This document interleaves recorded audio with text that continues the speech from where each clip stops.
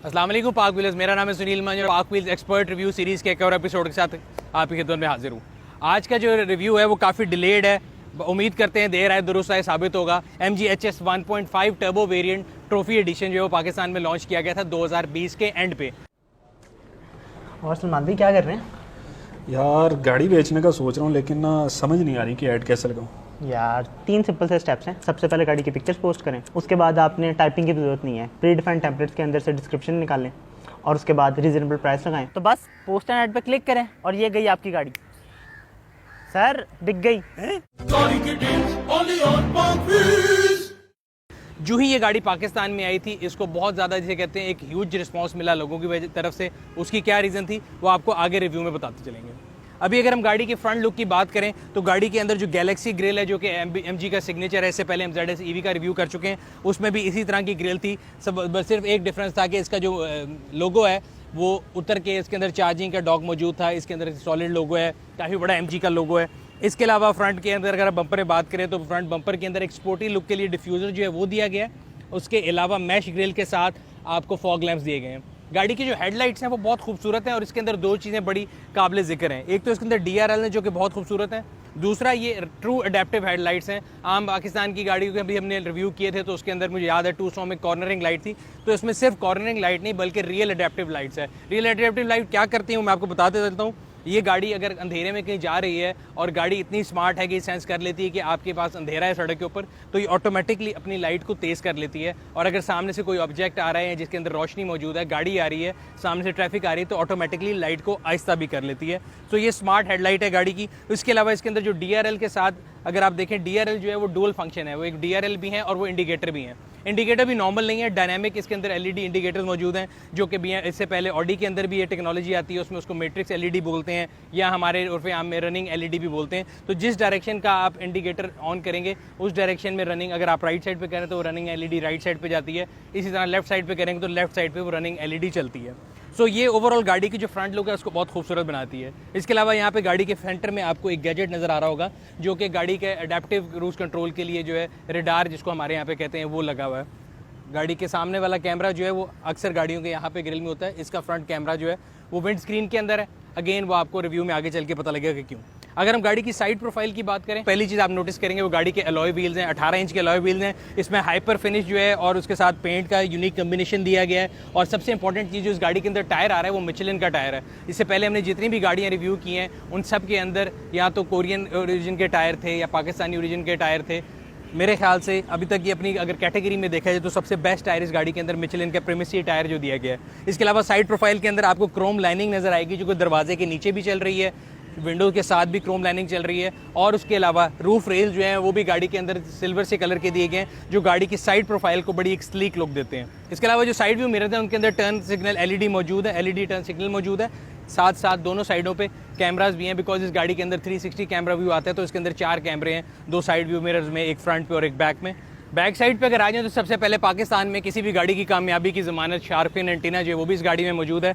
और अगर हम इसकी बैक साइड पे तो इसकी बैक की जो लाइटें हैं वो बहुत बड़ी और बहुत खूबसूरत हैं। इसके अलावा जो इसकी बैक लाइट्स हैं इनके अंदर लावा LED भी मौजूद है। उसके अलावा जो टर्न सिग्नल है अगेन वो डायनामिक LED इंडिकेटर्स है जिसको रनिंग LED भी बोलते हैं। बैक पे आप दूसरी चीज़ जो नोटिस करेंगे इसमें ट्विन एग्जॉस्ट है और ये आर्टिफिशियल एग्जॉस्ट नहीं है, ये दोनों एग्जॉस्ट की जो पाइप्स हैं ये डायरेक्टली वर्किंग है, पार्किंग सेंसर हैं।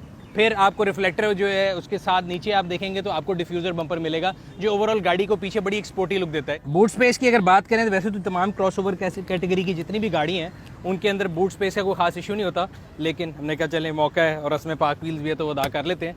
सो इसकी जो बूट कैपेसिटी है वो काफ़ी ज़्यादा है। इसके अलावा बूट सेपरेटर जो है वो भी मौजूद है, अगर आप सामान रख के उस पर सेपरेटर लगाना चाहें या अगर आपको ज़्यादा सामान कैरी करना है तो 60-40 स्प्लिट के अंदर आप इसकी फ्रंट सीट को आगे करके मज़ीद सामान भी रख सकते हैं। उस केस में आप इसको उतार के डिटैच कर देंगे और ज़्यादा सामान भी इसके अंदर रख सकते हैं। सो मैं आपको इसका स्पेयर व्हील भी दिखाता हूँ। इसमें स्पेस सेवर जो है स्पेयर व्हील आता है जो कि छोटा होता है साइज़ में। सो पहले आप इस भट्टे को उठाएंगे, ये आपके पास वार्निंग ट्रायंगल आ गई, इसको उठाएंगे कम स्पेस के अंदर क्योंकि आम टायर जो यहाँ पे आ नहीं सकता, तो इस पर स्पेस सेविंग जो है स्पेयर टायर वो लगाया गया 17 इंच का है। गाड़ी की आप डिज़ाइन फिलॉसफी या बिल्ड क्वालिटी की बात करें तो कहीं से आपको ये गाड़ी चाइनीज़ प्रोडक्ट नहीं लगती। लेकिन एक चीज़, चाहे गाड़ी का विन नंबर जो डिग्गी पे जिस जगह मैंशनड है, ये तमाम चाइनीज़ ओरिजिन की गाड़ियों में कॉमन है कि डिग्गी में आपका जो विन नंबर है वो लगा होता है। MG HS पाकिस्तान में सिर्फ एक ही वेरिएंट आता है क्योंकि जो कि इसमें फ्रंट व्हील ही है, ऑल व्हील है नहीं, लेकिन इसके फ्रंट व्हील वेरिएंट में भी आपको ऑटो बूट मिलता है।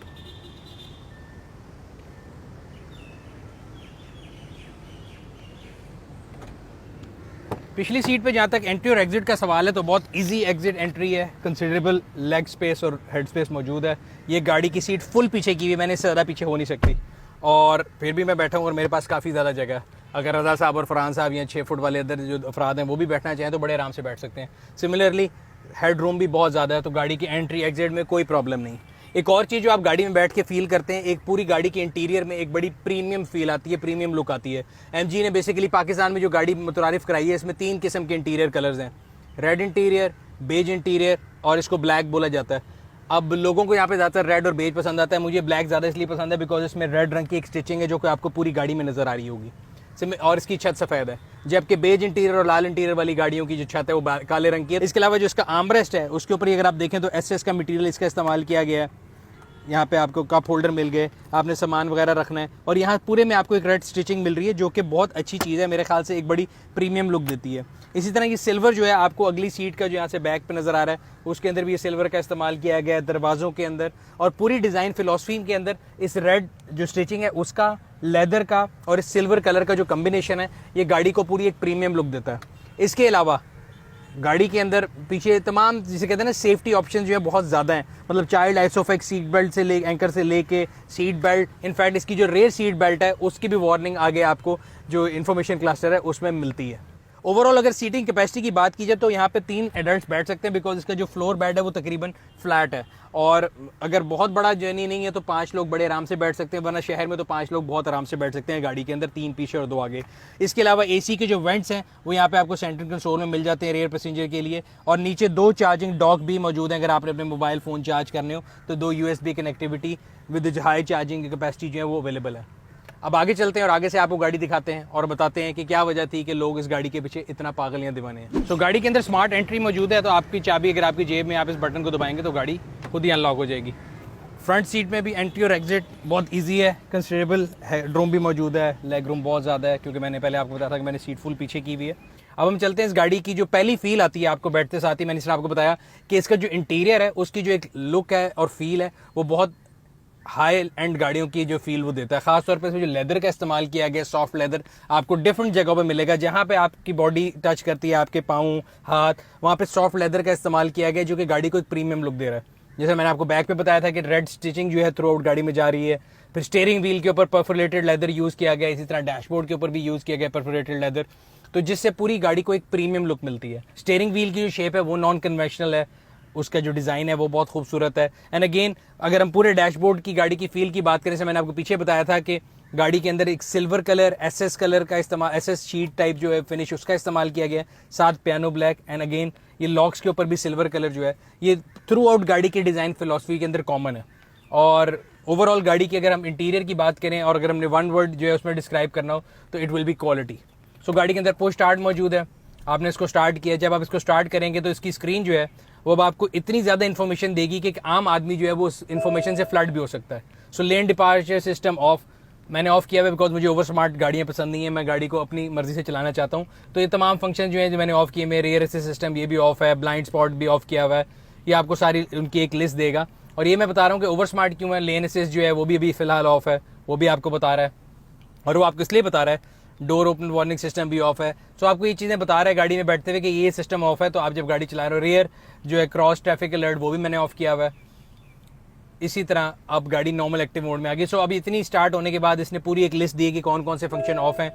अभी लेन असिस्ट जो है सिस्टम वो भी ऑफ है। So that's what I mean by over smart कि ये बताई जाएगी और लिस्ट गोज ऑन। सबसे पहले तो जिसका स्पीडोमीटर वो बहुत खूबसूरत है, it's a unique combination of analog और LED के जो कम्बिनेशन है ना उसको यूज़ किया गया है। एक साइड पे आपको एनालॉग RPM मीटर मिल रहा है, एक तरफ स्पीडोमीटर मिल रहा है और सेंटर पे आपको LED स्क्रीन है जो कि आपको तमाम इन्फॉर्मेशन दे रही है। इस साइड पे आपको हीट की सुई मिल जाती है, यहाँ पे आपको फ्यूल की इंडिकेशन मिल जाती है, सेंटर में आपको स्पीड जो है वो बता रहा है। अब इसके अंदर बहुत से फंक्शन है जो आप नेविगेट कर सकते हैं। स्पीड के अलावा आपका डिस्टेंस टू एंड है कि इस गाड़ी में जो फ्यूल है और इस फ्यूल कंजम्पशन के साथ वो कितने किलोमीटर चलेगी। Tyre pressure monitoring system TPMS जो है वो आपको बता रहा है गाड़ी के हर टायर में कितने बार हवा है और उसका टेम्परेचर क्या है टायर का। अगेन बड़ी यूजफुल इन्फॉर्मेशन है। फिर ये आपको बैटरी वोल्टेज बता रहा है गाड़ी कितने बैटरी वोल्ट पे है। ये तमाम गाड़ियों में इन्फॉर्मेशन मिलती है, बट थोड़ी एनालॉग फॉर्म में, इसमें थोड़ी डिजिटल फॉर्म में आपको मिल रही है, जो कि मेरे ख्याल से एक अच्छी चीज़ है। Then again this is about the fuel consumption, कि आपके क्यूमुलेटिव जो है वो एवरेज बता रहा है, देन इंस्टेंट फ्यूल एवरेज बता रहा है, और इसी तरह आप इसके अंदर डिफरेंट फंक्शन को जाके कर सकते हैं। अडैस जो है वो इसके ऑटो पायलट के जो भी कहते हैं लोग, एमजी पायलट कहते हैं, अडैस भी उसको कहते हैं, इस एडवांस ड्राइविंग असिस्टेंट सिस्टम है, वो मैं आपको बताऊंगा अडैस क्या है, और उसी को मैं ओवर स्मार्ट कहता हूँ और मैं उसको अक्सर ऑफ रखता हूँ। इसके अलावा आपको मीटर के अंदर नेविगेट करके डिफरेंट ऑप्शन जो है वो मिलती रहेंगी और आप उसको नेविगेट करके देख सकते हैं। अगर हम गाड़ी के डैशबोर्ड पे सेंट्रल कंसोल की तरफ आ जाएं, जो इसका हेड यूनिट है उसकी जो प्लेसमेंट है वो बहुत अच्छी है। मेरे आपको याद होगा मैंने टूसॉ के बारे में आपको बताया था कि जो टूसॉ है उसका मुझे जो है प्लेसमेंट थोड़ी साइज़ में बहुत बड़ा लग रहा था और आपका व्यू ब्लॉक करता था, तो इसकी प्लेसमेंट जो है वो आपका व्यू ब्लॉक नहीं करती और मेरे ख्याल से बड़ा सेंटर ऑफ डैशबोर्ड में प्लेस्ड है और उसका साइज़ भी बड़ा इफेक्टिव है। एक चीज़ जिससे मुझे इतराज़, अगर आप इस पैनल को यहाँ पे दिखा सकें, तो ये जो इसके पैनल है, सेंटर कंसोल का जो पैनल है जिससे आप डिफरेंट चीज़ें एडजस्ट कर सकते हैं, अगेन ये इसमें मुझे तो लगता है कि थोड़ी सी इंप्रूवमेंट हो सकती थी, बिकॉज एक तो एक आम इट्स काउंटर इंट्यूटिव, इंट्यूशन आपको ये कहती है कि अगर तमाम बटन एक काम कर रहे हैं, इस तरह ये वॉल्यूम ऊपर नीचे जा रहा है तो इससे भी कोई चीज़ ऊपर नीचे जाएगी, बस इससे टेम्परेचर ऊपर नीचे नहीं जाता, ये सिर्फ आपको उस स्क्रीन पे ले आता है जिसको आप टच करेंगे। सो आपने होम का बटन दबाने आपको होम स्क्रीन पे ले जाएगा, इस तरह आपने टेम्परेचर का दबाएंगे तो इसको आपको टेम्परेचर पे ले आएगा। तो डिफरेंट फंक्शंस की जो इसकी स्क्रीन की यहाँ पे एफिकेसी है ना, वो मुझे लगता है कि थोड़ी, एक तो स्लो है, इसमें लैग भी अगर आप देखें जब इसको दबाते हैं तो थोड़ा टाइम के साथ ये रिस्पॉन्स टाइम में टाइम लेता है, और दूसरा एक आम आदमी जो कि पाकिस्तान में एक नॉर्मल आदमी है उसको आदत नहीं कि वो तमाम चीज़ें टच स्क्रीन से चलाए। आप यहाँ पे एनालॉग प्लस टच दोनों दे सकते थे। यही चीज़ अगर हम देखें स्पोर्टेज में भी है, यही टूसॉ में भी है कि एनालॉग भी दिया हुआ है और टच भी दिया हुआ है। एक और चीज़ जिसके लिए पाकिस्तान में लोगों ने ये गाड़ी ली है, जो मैंने आपसे पहले कहा था, मैं आपको बताऊंगा। सो मुझे लगता है कि लोगों ने इस गाड़ी की जो एक एम्बिएंट लाइट है, यहाँ पे इस टाइम तो शायद नजर ना आ रही हो, शायद हल्की सी नजर आ रही हो आपको, एम्बिएंट लाइट जो है ना वो, और इसकी जो ओवरऑल कलर है ना इंटीरियर का, उसके पीछे लोग बहुत ज़्यादा जो है ना दीवाने हैं कि जी गाड़ी में एम्बिएंट लाइट जलती है और मर्सिडीज़ में ये फंक्शन आता है, और इसका जो रेड लेदर इंटीरियर है वो लोगों को बहुत ज़्यादा अट्रैक्ट करता है। इसी तरह अगर आप डैशबोर्ड के साइड पे चलें, आपको ट्रॉफी का मोनोग्राम मिल जाएगा। तो ये जो ट्रॉफी एडिशन है इसके अंदर थोड़ी चीज़ें ज़्यादा हैं आम एडिशन से। मेरा ख्याल है सीबीयू में तो खाली ये ट्रॉफी एडिशन ही मंगा रहे हैं। जब सीकेडी यानी जब पाकिस्तान में ये बनना शुरू होगी एमजी, तो उसमें मेरा ख्याल है ट्रॉफी और नॉन ट्रॉफी दोनों गाड़ियां लेकर आएंगे। बट अभी पाकिस्तान में एक ही किस्म की एमजी आती है जिसको ट्रॉफी एडिशन कहा जाता है। याद रहे जिस वक्त ये रिव्यू आपके पास जा रहा है उस टाइम पे मार्केट में दो किस्म की एमजियां मौजूद होंगी, एक नया मीटर, एक पुराना मीटर, देसी लैंग्वेज में।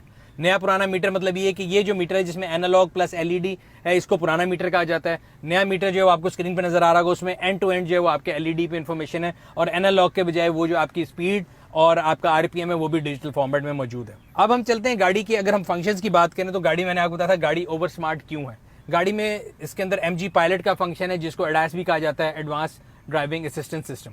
वो करता क्या है हम आपको यहाँ सेटिंग से बताते चलते हैं, बिकॉज लिस्ट इतनी लंबी है तो मैंने कहा कि मैं आप लोगों को इधर से बताता हूँ। सो अगर आप यहाँ पे चाहें तो एमजी पायलट मैंने इसको ऑफ किया हुआ है, आप इसको ऑन कर सकते हैं। इसमें लेन असिस्ट सिस्टम है। लेन असिस्ट करता है क्या है कि अगर आप जा रहे हैं, आपकी गाड़ी जो है इतनी स्मार्टली उस लेन को आपको बताती है, अगर आप लेन से बाहर कर रहे हैं तो आपका स्टीयरिंग वाइब्रेट करके आपको बताएगा कि आप जो अपनी लेन से डिपार्ट कर रहे हैं। इसी तरह स्पीड असिस्टेंस सिस्टम है। आपके पास यहाँ पे एक ये नज़र आ रहा है गाड़ी का जो कैमरा है वो आगे जितने रोड साइन हैं उनको कैप्चर करके आपको यहाँ पे मीटर के अंदर स्पीड शो कर देगा कि स्पीड लिमिट क्या है। तो वो आपको स्पीड असिस्टेंस सिस्टम है वो आपको बता देगा कि आप 60 जोन में है, 80 जोन में, 90 जोन में है। अब इसमें मुझे जो ग्लिच नजर आई थी वो ये थी कि अगर आप हाईवे पे जा रहे हैं तो वहाँ पे LTV HTV दोनों की स्पीड लिखी होती है, तो ये रिगार्डलेस ये HTV LTV नहीं पड़ता। आप 120 आपकी लिमिट है और HTV की 100 है तो ये आपको 100 दिखाना शुरू कर देता था। तो इसमें ये मुझे एक ग्लिच नजर आया था। उसके अलावा इसके अंदर डिफरेंट फंक्शन है कंफर्ट एंड कन्वीनियंस के, वो आप यहाँ से आप इसको सेट कर सकते हैं। एम्बिएंट लाइटिंग को आप चेंज कर सकते हैं। फॉलो मी होम का बटन है वो आप उसको कर सकते हैं। इसी तरह ड्राइविंग के अंदर भी आप स्टेबिलिटी कंट्रोल ऑन ऑफ कर सकते हैं। तो स्क्रीन के की मदद से ना आप तमाम चीज़ों को इस गाड़ी की चेंज कर सकते हैं या कंट्रोल कर सकते हैं। अब इसके जो डिफरेंट फंक्शन है, लेन असिस्ट सिस्टम है, इसी तरह ऑडिबल अलर्ट्स हैं, आप उसको भी बंद कर सकते हैं। तो तमाम चीज़ों को आप इससे कंट्रोल कर सकते हैं। अब जो एडैस है उसके अंदर क्या क्या आता है मैं आपको बताता हूँ। एडवांस जो ड्राइविंग असिस्टेंट सिस्टम है, एक तो वो आपको लेन असिस्ट करता है, लेन डिपार्ट बताता है, स्पीड का आपको गाइड करता है, फ्रंट कोलिजन के बारे में आपको गाइड करता है कि सामने अगर कोई ऑब्जेक्ट आ जाता है या कोई गाड़ी आ जाती है तो वो आपको ऑटोमेटिकली बता भी देता है, और वो इतना स्मार्ट भी है कि वो ब्रेकिंग भी कर देता है। इसी तरह अगर आप ये देखें तो आपको दोनों साइड व्यू मिरर्स की जो इनर पार्ट है उस पर ब्लाइंड स्पॉट मॉनिटर्स मिल रहे हैं। ब्लाइंड स्पॉट मॉनिटर करता है ये कि हर गाड़ी में एक ब्लाइंड स्पॉट होता है, क्योंकि इस गाड़ी का जो पिलर बी और सी है वो काफ़ी बड़ा है और इसमें काफ़ी ब्लाइंड स्पॉट हो सकते हैं। तो इसलिए अगर आप गाड़ी चला रहे हैं, ओवरटेक कर रहे हैं, लेन चेंज कर रहे हैं, तो ब्लाइंड स्पॉट मॉनिटर जो है वो उस टाइम लाइट ऑन करके आपको बता देता है कि भाई आपकी गाड़ी जो है वो पीछे से कोई ऑब्जेक्ट आ रहा है, तो आप उस बारे में केयरफुल हो जाएं। अब मुझे इससे क्या एतराज़ है, मैं मतलब again it's a personal choice. मुझे ये लगता है कि इस गाड़ी में इतनी ऑप्शन दे दी गई हैं, जिस तरह मैं आपको बता रहा था कि पहले पाकिस्तानी कौम को जो है cigarette lighter, high frequency radio और सीट बेल्ट जो है ये ऑप्शन के नाम पे दी जाती थी। उसके बाद हमें एक एक्सट्रीम दूसरी मिली, जिसका अगर हम देखा जाए तो एमजी ने तमाम ऑटो मैन्युफैक्चरर के लिए बार जो है उसको बहुत ज़्यादा रेस कर दिया। उसकी एफिशिएंसी क्या है, उसकी एफिकेसी क्या है, उसकी यूजरेबिलिटी कितनी है, वो हम बाद में बात करते हैं। लेकिन अगर हम एडास को देखें, इस गाड़ी के तमाम फंक्शंस को देखें, इसके सेफ्टी सिक्योरिटी फीचर्स को देखें, इसके अंदर एक एयर बैग इधर है, एक इधर आ गया, दो ये पिलर में आ गए, 4, 2 सीटों में आ गए, 6 एयर बैग्स हैं। सही है। सो हमारे यहाँ पे 2 से ज्यादा आगे तक अभी एयर बैग के आगे घूमने का या 2 से ज्यादा एयर बैग ऑफर करने का रिवाज नहीं था। तो उस लिहाज से एमजी ने जो है तमाम कंपैरेटिव जो है ना सिनेरियो उसको चेंज कर दिया, तमाम ऑटो मैन्युफैक्चरर के लिए बार को रेस कर दिया। इसी तरह अगर हम एडास की बात करें तो ये जो है फर्स्ट लेवल समझिए ऑटोनोमस ड्राइविंग है, और लेवल 1 ऑटोनोमस ड्राइविंग आप इसको कह सकते हैं, जो आपको असिस्ट करता है। स्मार्ट किस्म की गाड़ी है। मुझे ओवर स्मार्ट इसलिए लगती है बिकॉज आई एम समबडी जो कि गाड़ी में से उसकी मैक्सिमम आउटपुट लेना चाहता है। मैं गाड़ी चला रहा हूँ या मैं ओवरटेक कर रहा हूँ और ये मुझे स्टीयरिंग जो है वाइब्रेट कर रहा है, या मैं उसको लेफ्ट लेके जा रहा हूँ, मुझे राइट वापस लेके जा रहा है, मैं इन चीज़ों से बड़ा इरिटेट होता हूँ। तो इसलिए मैं एमजी पायलट को तो बंद रखता हूँ। Again it's a marketing thing, लोगों को पसंद भी है, कई लोग बड़े सुकून और आराम पसंद होते हैं, उनको ये फंक्शन बड़ा अच्छा लगेगा। मेरे पर्सनल यूज़ के लिए मुझे लगता है कि ये it's more of a marketing function या मार्केटिंग गिमिक है। Again it's a successful marketing gimmick है और बाकी सबको भी देनी चाहिए, लेकिन मुझे अपने पर्सनल यूज़ के लिए थोड़ा ये इरिटेटिंग लगा, इसलिए मैं इसको ओवर स्मार्ट कहता हूँ और मैंने इसको यहाँ से एमजी पायलट को जो है ऑफ किया हुआ है, यहाँ से ऑफ करके मैं चलाता हूँ। अब एक और चीज़ इसमें जो मुझे एक चीज़ इसमें जिसे कहते हैं ना डेफिशिएंसी फील हुई, वो ये कि इसके अंदर जो फ्रंट कोलिजन सिस्टम है ना, वो अगर आप इनएक्टिव भी कर देते हैं, जब आप गाड़ी को रीस्टार्ट करते हैं वो दोबारा एक्टिव हो जाता है। तो मेरे साथ पर्सनली ये हुआ बिकॉज मैं इस गाड़ी को रिव्यू करने के लिए, जिस समय हर गाड़ी को चलाता हूँ, मैंने इस गाड़ी को तकरीबन 42,000 पे थी और 46 के करीब पहुँच गई, तकरीबन 3,500-4 हज़ार किलोमीटर चलाया। तो उसके अंदर जब मैं हाईवे पे इस गाड़ी को ड्राइव कर रहा था, पहले शहर में चलाते हुए तो मैंने एडास वगैरह बंद कर दिया था, बिकॉज जब मैं किसी को ओवरटेक करता हूँ, मैं लेफ्ट पे करता हूँ, गाड़ी मुझे राइट पे लेके जाती है, मैं राइट पे करता हूँ, मुझे लेफ्ट पे लेके जाती है, तो मैंने इरिटेट होकर बंद कर दिया। सिमिलरली जब हाईवे पे जा रहे थे तो हाईवे की कहानी ये है कि मैं और रजा साहब गए थे और हमने इसको इस्लामाबाद भी लेके गए, फिर इसको हम मुल्तान लेके गए, मुल्तान से हारूनाबाद लेके गए, हारूनाबाद से फिर हम वापस लाहौर आए। तो एक दिन में तकरीबन 1100-1200 किलोमीटर मैंने गाड़ी चलाई। तो हम इसका जो है ना फ्रंट कोलिजन उसको बंद करते थे। अब मुल्तान रोड पे हैवी ट्रैफिक है, आपको पता है कि कभी कोई सामने आ जाता है, कभी कोई सामने आ जाता है, तो मैंने इसके कोलिजन को बंद किया हुआ था, फ्रंट कोलिजन जो इसका सेंसर है उनको ऑफ किया हुआ था। मैंने गाड़ी का पेट्रोल डलवाया, रीस्टार्ट की और गाड़ी चला दी। अब मैं गाड़ी जा रहा हूँ, सामने से मुझे नजर आ रहा है कि ट्रक है, but I had to manoeuvre के मैं यहाँ से राइट निकालूंगा। जब मैं उसको राइट लगाने लगा तो गाड़ी ने एकदम ब्रेक लगा दी and it was very dangerous. मुझे ऐसे लगा कि अभी मेरा एक्सीडेंट हो जाएगा और मैं परेशान हो गया कि एकदम क्या हुआ। तो फिर मुझे पता लगा कि जो इसका फ्रंट कोलिजन सिस्टम है वो फिर एक्टिवेट हुआ है, और अगेन जब भी आप गाड़ी को रीस्टार्ट करेंगे वो तमाम फंक्शन ऑन हो जाते हैं, सिवाय एमजी पायलट आपने ऑफ किया तो ऑफ रहेगा, बाकी कोलिजन सिस्टम अगर आपने उसको ऑफ किया था तो वो दोबारा ऑन हो जाएगा ऑटोमेटिकली। सो ये बात का ध्यान रखें गाड़ी चलाते हैं। अब अगर हम बात करते हैं इन फंक्शन की एफिकेसी के अलावा, गाड़ी की जो सिटिंग कैपेसिटी भी हमने आपको बता दी। गाड़ी की जो फ्रंट सीट है ना, ये अगर आप इसको देखें तो बड़ी वेलकमिंग है और उसकी जो कुशनिंग है वो बड़ी अच्छी है। एक तो ये पावर सीट्स हैं दोनों अगली, और जो ये वाली ये 6 वे है, ये वाली 8 वे है। इसमें ऑटोमेटिकली दोनों की सेम है, लेकिन जो इसका लंबर स्पोर्ट है वो मैनुअल है।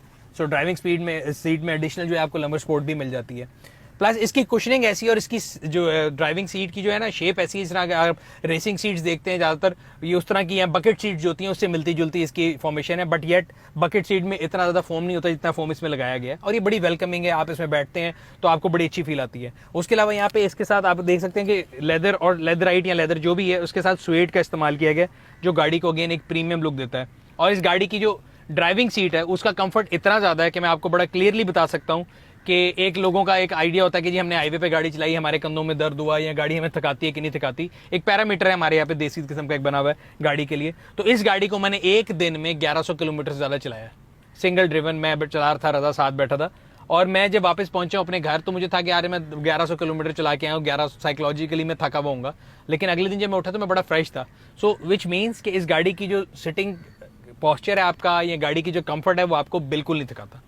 अगला फंक्शन जो बड़ा इंपॉर्टेंट है, ट्रैफिक जैम असिस्ट। ये पाकिस्तान में है, जहां भी बहुत ज्यादा आबादी ज्यादा है उधर बहुत काम आता है। ट्रैफिक जैम असिस्ट में करता है क्या है कि गाड़ी खुद ही ब्रेक भी लगाएगी, खुद ही रेस भी करेगी, और अगर आप ट्रैफिक में फंस गए हैं तो आप बिल्कुल सुकून करेंगे, आपको कोई फटीग नहीं लेनी पड़ेगी और आपको टेंशन नहीं लेनी पड़ेगी, जहां पे मेरे ख्याल से इसकी ओवर स्मार्टनेस काम आती है। इसका जो इलेक्ट्रिक स्टीयरिंग कॉलम लॉक है वो बड़ा इंपॉर्टेंट है, और जो स्टीयरिंग है ये वेरिएबल फंक्शन स्टीयरिंग है। सो आप हाई स्पीड पे लेके जाते हैं तो इसका जो रिस्पॉन्स है वो थोड़ा हार्ड हो जाता है, जो कि बड़ी अच्छी चीज़ है, क्योंकि जब आप हाई स्पीड पे चला रहे हैं और अगर गाड़ी का पावर स्टीयरिंग बहुत जल्दी क्विक रिस्पॉन्स कर दे तो वो बहुत डेंजरस साबित हो सकता है।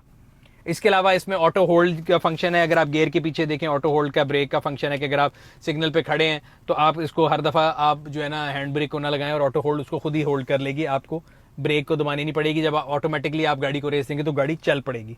अगर आप गाड़ी में फोन चार्ज करना चाहते हो तो पीछे तो मैंने आपको बताया था कि 2 उन्होंने दिए में यूएसबी कनेक्टिविटी के, आगे भी दिया हुआ एक, और एक जो है वो आपका एप्पल कार प्ले या एंड्रॉयड ऑटो को चलाने के लिए एक सॉकेट दी गई है, और साथ ही 12 वोल्ट का चार्जर भी है। ब्लूटूथ की साउंड क्वालिटी भी ठीक है, म्यूजिक की साउंड क्वालिटी बहुत अच्छी है, 6 स्पीकर है इसके अंदर। इस कैटेगरी की गाड़ियों में किसी में भी 360 कैमरे की ऑप्शन नहीं है। सो आप उसको 2 तरीके से इस्तेमाल कर सकते हैं। एक तो मैंने इसकी ऑटोमेटिक सेटिंग में किया हुआ, जो इसकी स्पीड कम होती है वो तो ऑटोमेटिकली ऑन हो जाता है, या आप इस बटन की मदद से भी इसको इस्तेमाल कर सकते हैं। अब जो इसका 360 कैमरा है उसमें मुझे लगता है कि थोड़ा सा जो है ना वो अगेन जो व्यू है वो थोड़ा सा कॉम्प्रोमाइज है, बट अगेन आपको मतलब हर चीज़ दुनिया में नहीं मिल सकती। जिस कैटेगरी की ये गाड़ी है उसके लिहाज से बहुत अच्छा है, खासतौर पर पार्किंग में ये आपको जो इसका ये वाला व्यू है ये बहुत हेल्प करता है।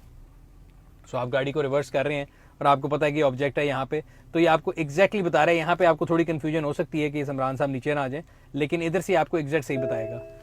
और ये 360 कैमरा जो है बेसिकली आपकी गाड़ी के चारों साइडों पे कैमरे लगे हुए, 2 साइड व्यू मिरर्स में, एक आगे एक पीछे, तो उन चारों की मदद से आपको जो है वो व्यू दे रहा है।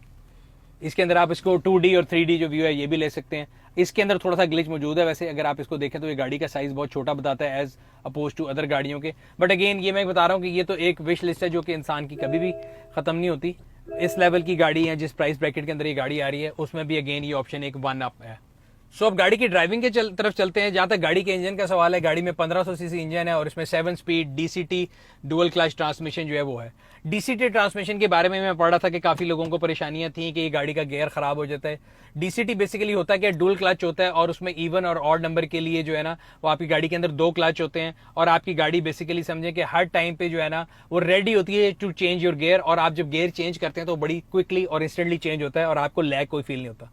Yes, every technology comes at a cost. इसकी थोड़ी फ्रिजाइल है टेक्नोलॉजी, प्लस महंगी टेक्नोलॉजी है, इसलिए हमारे यहाँ पे लोगों का कहना जनरली ये था कि DCT क्लच होने की वजह से ये गाड़ी का गियर शायद खराब हो जाता है या उड़ जाता है या हीट हो जाता है।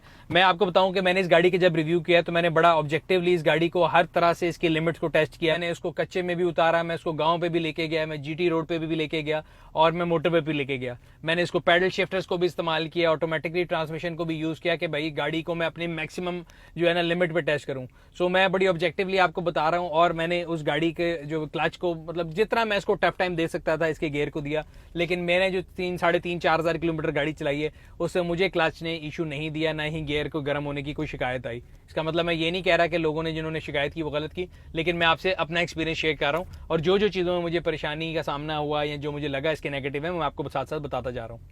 अच्छा, अब इसका जो गाड़ी के अंदर ड्राइविंग मोड है वो 4 है। मोड का बटन यहाँ पे आपको गियर के साइड में मिलेगा। इसमें आपका इको है, नॉर्मल है, कस्टम है, और एक चौथा जो मोड है वो ये सुपर स्पोर्ट मोड है, जो कि एक अगेन आपको स्टीयरिंग व्हील पे ऐसा लगता है जैसे आपको मैक्लारेन या फरारी चला रहे हैं, तो एक फंक्शन यहाँ पे आपको सुपर स्पोर्ट का नजर आता है। और जो ही आप इस सुपर स्पोर्ट के बटन को दबाते हैं तो गाड़ी एकदम क्रेजी मोड में चला जाता है। उसका ECU ऐसे प्लान है कि उसकी जो रेव लिमिट है वो खत्म हो जाती है, आपकी जो स्पीड और इसकी RPM की सुइयां है वो रेड हो जाती है। मैं आपको करके दिखा भी देता हूँ। सो ये मैंने मूवमेंट इसको दबाया तो एकदम गाड़ी के जो एग्रेसिव मोड है वो ऑन हो गया है, सुपर स्पोर्ट मोड एक्टिव लिखा आ गया है, आपकी सुइयां रेड हो गई हैं, और गाड़ी का जो थ्रॉटल रिस्पॉन्स है वो एकदम चेंज हो गया है। मतलब मैं थोड़ा सा गाड़ी को रेस देता हूँ तो गाड़ी एकदम उठती है, और उसके जो रेव लिमिट है ना वो भी आम जो आपका स्पोर्ट्स मोड है उससे ज़्यादा चली गई है। मतलब आपका पूरा RPM रेड लाइन पे जाके फिर गियर चेंज करता है। अच्छा, इसके जो पैडल शिफ्टर हैं उनके बारे में एक इंटरेस्टिंग फैक्ट है कि मैं जिस दिन पहले दिन गाड़ी चला रहा था मैंने कहा यार ये गाड़ी ख़राब है शायद, क्योंकि मैं इसको नॉर्मल मोड में चला रहा था। अगर मैं इसको आपको करके भी दिखाता हूँ, मैं इसको अगर इको मोड में गाड़ी को चला रहा हूँ, मैंने इको मोड में अब इसको गाड़ी को कर दिया है, यहाँ पे भी नज़र आ गया, यहाँ से आपको बटन आ गया, यहाँ भी आ गया, इको मोड आ गया। अब मैं इसके पैडल शिफ्टर्स को आगे पीछे कर रहा हूँ, कुछ भी नहीं हो रहा। मैंने कहा यार ये तो गाड़ी का गियर ख़राब है। देन आई रियलाइज़ कि नहीं यार इसमें कुछ और होगा। मेरी जो है ना IQ और EQ दोनों में ये चीज़ नहीं आ रही और ये मेरे लेवल से ऊपर की स्टोरी है। तो फिर मैंने इसको ऑटोमेटिकली, इसको मैनुअल मोड को यहाँ पे ट्रिप्टॉनिक क्योंकि गियर है, मैंने इसको यहाँ पे यूँ किया तो ये सुपर स्पोर्ट मोड में आ गई, खुद ही गाड़ी यहाँ से भी आ जाती है और फिर इसके पैडल शिफ्टर्स काम शुरू कर दिए। सो अगर आप इसको मोड इको में रखेंगे या नॉर्मल में रखेंगे तो ये आपके पैडल शिफ्टर काम नहीं करेंगे। स्पोर्ट्स और सुपर स्पोर्ट्स मोड पे काम करते हैं। और अगेन ये पैडल शिफ्टर जो है इनकी एफिकेसी मैंने चेक की है, बहुत ही मज़ा आता है। 7 स्पीड है और मैंने तकरीबन मुल्तान से हारूनाबाद का जो कच्चा इलाका है तकरीबन 200-250 किलोमीटर थे, उस पूरे जो रूट के ऊपर it was a 1 way traffic, आमने सामने ट्रैफिक आ रही थी और मुझे गियर का जो है ना इस्तेमाल की बड़ी ज़रूरत थी। तो मैंने इसको हर दफ़ा मैनुअली गियर शिफ्ट करके यूज़ किया, तकरीबन 230-240 किलोमीटर का फासला, और बड़ा ही क्विक रिस्पॉन्स था अप में भी और डाउन में भी। बहुत मज़ा आया इसको चला के। सो इनकी एफिकेसी जब अगर आप इसको स्पोर्ट्स मोड में कर लें, इकोनॉमी में करेंगे तो नहीं चलेगा, तो बहुत बेहतर है। अच्छा, लॉन्ग रूट पे जब मैंने इस गाड़ी को चलाया तो एक चीज़ जो मुझे बड़ी इरिटेट की, आप भी अगर चलाएंगे तो करेंगे, जो इसका क्रूज कंट्रोल है वो अडेप्टिव तो है, लेकिन उसको लगाने के लिए आपको पहले सीखना पड़ेगा कि वो कहाँ पे मौजूद है। अगर आप गाड़ी चला रहे हैं और आप उसको चलाना चाहते हैं तो पहली बात, एक तो लिवर की जो लोकेशन है, आम गाड़ियों के यहाँ तो इस साइड पे होता है जहाँ पे सुपर स्पोर्ट्स का बटन है, यहाँ इधर दिया होता है। इसका जो लिवर है वो नीचे लेफ्ट साइड पे है। और अगेन उसको मैंने काफ़ी देर लगा के सीखा कि यार मैंने इसको ऊपर करना है, आगे करना है, पीछे करना है, तो ये क्रूज जो है इसका सेट हो जाएगा। अब मैंने इसका क्रूज सेट कर दिया 40 पे। और अडेप्टिव क्रूज की जो मतलब है कि सामने एक ऑब्जेक्ट आया तो ये इसने ऑटोमेटिकली ब्रेकिंग की है, मैंने गाड़ी की ब्रेक से पैर हटाया हुआ है।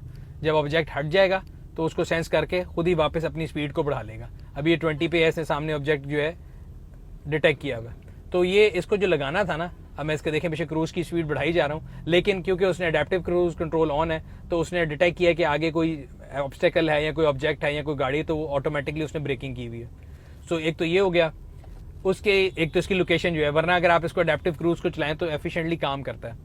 दूसरा जो मुझे इस गाड़ी में एक और चीज़ था, इसमें जो स्टोरेज स्पेस है ना, खासतौर पे अगर आपने यहाँ पे अपना फ़ोन चार्जिंग पे लगा दिए तो मुझे लगा था कि स्टोरेज स्पेस की कमी है। मैंने अगर अपना वॉलेट या अपना सामान रखना है तो येस, आर्मरेस्ट के अंदर तो आप रख सकते हैं, लेकिन जनरली आम गाड़ियों में मुझे लगता है कि इससे ज़्यादा स्टोरेज स्पेस थी। अगेन ये एक पर्सनल चॉइस है। बाकी अगर हम बात करें गाड़ी के जो है एसी की, सो एसी की कूलिंग भी ठीक थी, उसकी हवा भी ठीक थी, फंक्शन भी ठीक था, लेकिन जो इसकी एडजस्टमेंट थी एक तो थोड़ी वो मुझे मुश्किल से लगा कि आम यहाँ से टच पे आप नहीं कर सक रहे थे, यहाँ से करना पड़ रहा था। दूसरा, टेम्परेचर सेट करने के लिए again it's a 2 zone climate control, दोनों अपना पैसेंजर और ड्राइवर अपनी मर्जी से सेट कर सकते हैं, और हीटेड सीट का बटन भी यहीं पे मौजूद है। चाइनीज़ गाड़ियाँ जो हैं, जिस तरह जर्मन गाड़ी में भी आता है, इनके कंट्रोल थोड़े ऑपोजिट हैं। सो आपका इंडिकेटर जो है वो लेफ्ट साइड पे है और आपका जो वाइपर है वो राइट साइड पे है। अगेन ये आप जब चलाना शुरू करेंगे तो आपको इसकी आदत हो जाएगी। गाड़ी के जो वाइपर है वो रेन सेंसिंग वाइपर्स भी हैं। तो गाड़ी में मेरे ख्याल से होस्ट ऑफ ऐसी ऑप्शन मौजूद हैं जो पाकिस्तान की मार्केट में आने वाली जो है ना गाड़ियों में, मतलब होना तो दूर की बात है, सोचना भी दूर की बात है। और अभी अगर मैं इस गाड़ी का आपको एक ऑब्जेक्टिवली रिव्यू दे रहा हूं तो मुझे नहीं लगता कि इस गाड़ी में कोई खास वेयर एंड टेयर हुई है। गाड़ी की अगर सस्पेंशन की बात करें, बहुत स्मूथ है। गाड़ी की जो है परफॉर्मेंस वो भी बहुत अच्छी है। पिक 1.5 टर्बो की इस बॉडी साइज के लिहाज से बड़ी इंप्रेसिव है। आपको सिटी में चलानी है, टर्बो की वजह से गाड़ी जो है बड़ी क्विक है और उसकी गियर शिफ्टिंग डीसीटी की वजह से बहुत अच्छी है। तो आपको कहीं भी गाड़ी जो है वो अंडर पावर फील नहीं होती। यस, एक झटका जरूर फील होता है। अगर ऐसा आदमी जिसने कभी टर्बो नहीं चलाई तो वो चलाएगा तो वो कहता है यार ये बड़ी, इसकी ना जो राइड है बड़ी झटकों वाली है। But again it's a turbo car, और खास तौर पर आपको टर्बो का तब पता लगता है कि जब मैं इसको पैडल शिफ्टर में चला रहा था और मैं इसको डाउन शिफ्ट करता था तो वो डाउन शिफ्ट में भी कई दफा ऐसा होता था कि आमतौर पे एक कन्वेंशनल गाड़ी में आप जब उसको गियर नीचे करते हैं तो गाड़ी बैठ जाती है छोटे गियर में आके।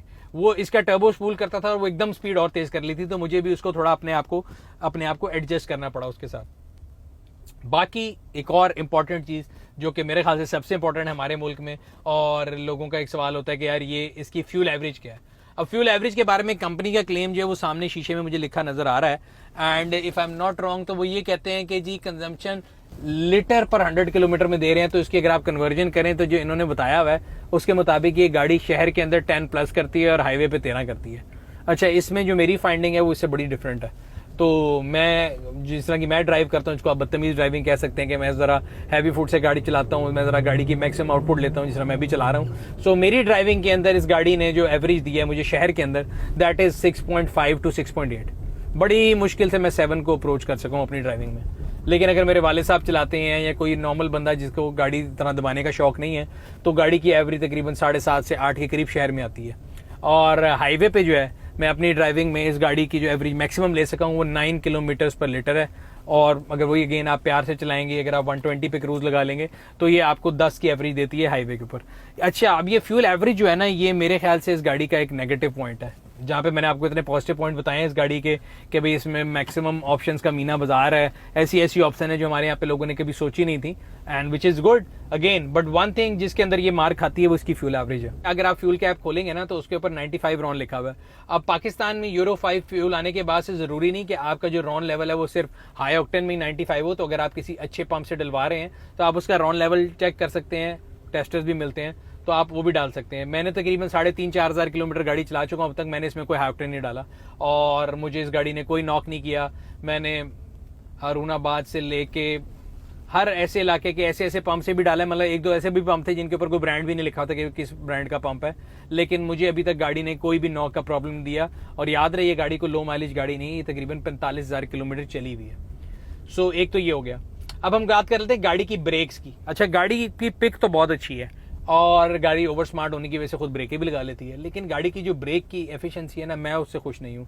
मुझे बड़ा डर लगता है इस गाड़ी को चलाते हुए, खासतौर पे जब मैं इसको एंजॉय करना चाह रहा हूँ और मैं इसकी पिक का मजा लेना चाह रहा हूँ। At the same time I have to be very careful because इसकी जो ब्रेक है वो बहुत नीचे जाके लगती है और बहुत सॉफ्ट है। सो वैसे इस गाड़ी के जो 0 to 100 और ब्रेक टेस्ट है वो भी हम आपके लिए कर लेते हैं। तो 0 to 100 देखते हैं गाड़ी कितनी देर में करती है।